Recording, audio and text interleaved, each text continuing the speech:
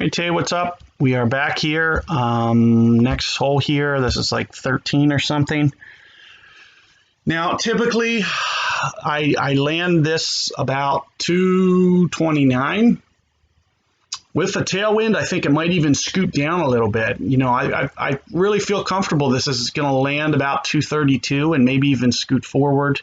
If I was to use a bronze tee, which I'm actually on the verge of doing because I don't want this to come up like a foot short.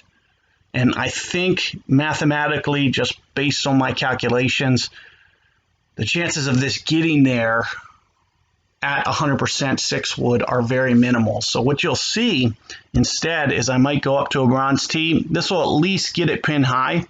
And you can see we won't have to play very much wind with a javelin ball.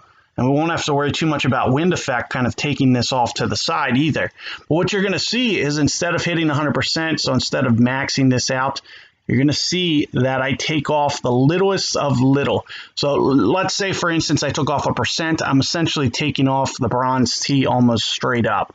So I want to make sure that I'm 99 point something. So that's kind of the last tick mark where it kind of disappears right before, and it should be this one. So you can see that it looks full, but it hasn't actually registered as full. So I'm still at 99% something. And this is typically what I'll do when I see that I'm kind of in between that distance. And again, this is just kind of going off the calculation that at 229 is my typical land, give or take, for a 6 wood. It's going to scoot forward because of the wind a little bit, but I don't know if it's going to make it to the 234 number. I think it would, like, I wouldn't imagine it go more than 230, 233, which is going to leave me maybe a foot short. So that's why I'm kind of going up and doing it this way, just to kind of, you know, increase my likelihood here. So let's go ahead and just take a look here, see if we can't pull relatively straight up. And it looks pretty good, and you can see it did land right on pin high, but it actually came in too hot. It actually didn't check up in that case.